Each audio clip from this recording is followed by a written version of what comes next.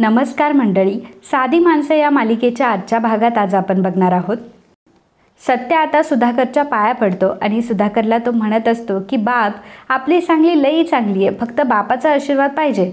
आता तर मी खूप पैसे कमावणार असं म्हणून आता सत्या तिथून निघून गेलेला असतो. तर सुधाकर मागे म्हणत असतो की अरे माझ्यासाठी नाही, निदान त्या पोरीसाठी कमव. आणि मला माहिती आहे की ती पोरगी म्हणजे सोनं आहे. एकदा की तुमचा संसार फुलला ना की मग बघ काय जादू होते ते. इकडे निरुपा ही किचनमध्ये आलेली असते आणि किचनमध्ये भांडे बघून आता निरुपाचं डोकं सटकतं. ती म्हणत असते की याचा अर्थ अजून कामच झाले नाहीये हिचे. याचा अर्थ भांडे अजून घासूनच झाले नाहीये. आता माझ्याकडे बघच, आता मी हिला अशी रडायला लावते ना की माझ्या पायाशीच आली पाहिजे. निरुपा आता भाजीच्या टोपलीतून कांदा घेते आणि स्वतःच कांदा कापायला सुरुवात करते. आणि स्वतःच आता त्या चाकूने बोट कापून घेते आणि म्हणत असते की बापरे मला किती लागलं असं म्हणत आता जोरजोराने आरडाओरडा करायला सुरुवात करते.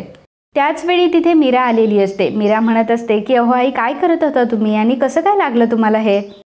मीरा लगेचच तिथे पळत आलेली असते. आईंचा हात बघत असते. तेव्हा निरुपा म्हणते की गप्प बस तू, तुला दिसत नाही का मला किती लागलंय ते.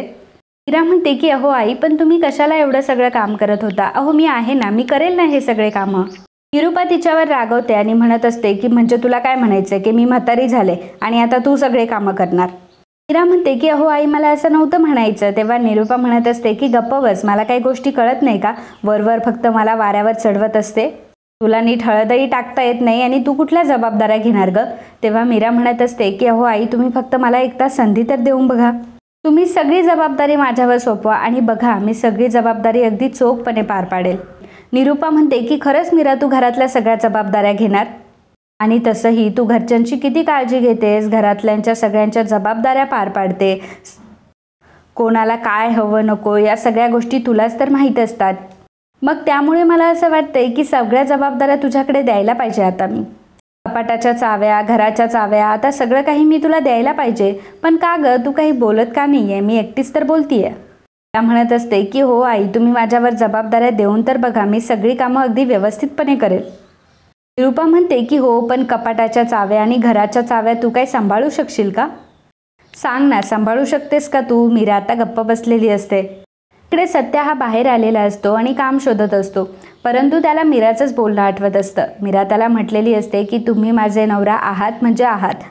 त्याचवेळी चंद्या आणि सत्याचा अजून एक मित्र तिथे आलेले असतात. आपापसात ते बोलत असतात की आज तर सत्यादादा खूपच विचारात दिसतोय आणि सत्यादा आजकाल जास्तच विचार करत असतोस. बघूयात आपण त्याला काय झालंय ते.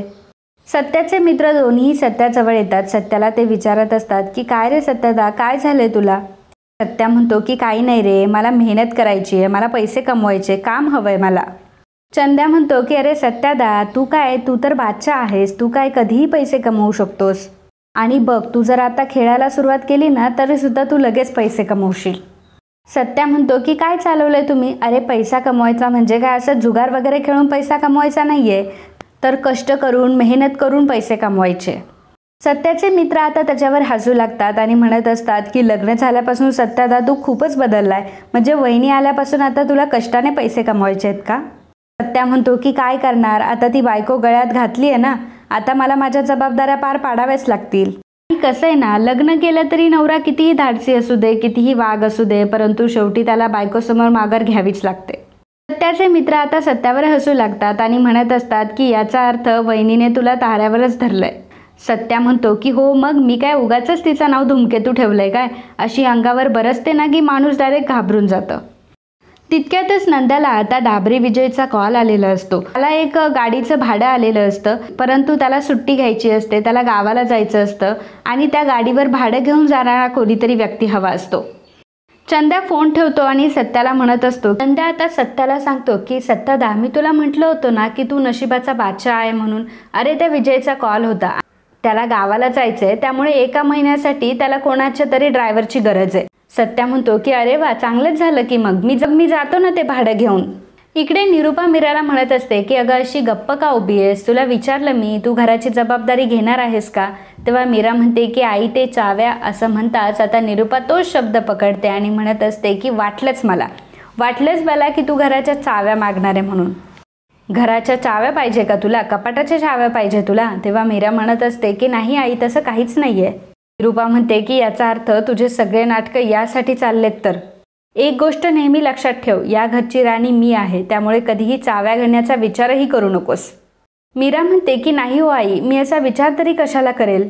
आणि अहो तुम्ही तर अगदी माझ्या आईसारख्या आहात. मला वाटलं होतं की तुम्हाला लागलंय म्हणून मी सगळ्या जबाबदाऱ्या माझ्यावर घ्यायचं म्हणत होते. निरुपा म्हणत असते की हो, आता उगाच जास्त पुढे पुढे करू नको आणि चालली लगेच जबाबदाऱ्या घ्यायला. निरुपा तिला सांगते की हो, आणि आजपासून तू काय माझी सून नाहीयेस आणि मी तुझी सासू नाहीये. मला बाईसाहेब म्हणायचं आणि आई मला म्हणायचंच नाही. आता लाग बरं कामाला. उशाच्या खोळ तुला धुवायचे आहे, त्याच्यानंतर सगळी भांडी वगैरे घासायची आहे, घर अगदी लख्ख लख्ख दिसलं पाहिजे मला. तेव्हा मीरा म्हणते की हो आई, करेल मी काम. निरुपा म्हणते की आई नाही, मी काय सांगितलं तुला मला काय म्हणायचं म्हणून. मीरा म्हणते की हो बाईसाहेब, सगळे कामं होतील. इकडे मीरा आता भाजीपाला घेण्यासाठी आलेली असते. थोडासा भाजीपाला आपल्या आईसाठी सुद्धा घेते आणि आता ती आईकडे गेलेली असते. तर तिची आई मीराला बघून फारच खुश होते. आणि ती म्हणत असते की अगं कशाला उगाच हा भाजीपाला आणला, अगं होता घरामध्ये भाजीपाला. तेव्हा मीरा म्हणते की अगं जात होते म्हणून म्हटलं तुझ्यासाठीही घ्यावं. त्याचवेळी राज तिथे आलेला असतो आणि कपाटामध्ये त्याचे कपडे शोधत असतो. तर त्याला त्याचे कपडे शोधत नसतात, त्यामुळे सगळे कपडे तो खाली फेकत असतो. तेव्हा मीरा म्हणत असते की राज अरे काय करतोयस तू, सगळे कपडे खराब करतोयस तू. राज म्हणत असतो की अगं आई माझी टोपी सापडत नाहीये. आणि कपाटामध्ये जी दादांची टोपी ठेवलेली असते ती दादांची टोपी आता राज जोरात खाली फेकतो. राजची आई राजवर ओरडत असते आणि म्हणत असते की अरे राज काय करतोयस तू, तुझ्या दादांची ही शेवटची आठवण आहे आणि काय चाललंय तुझं.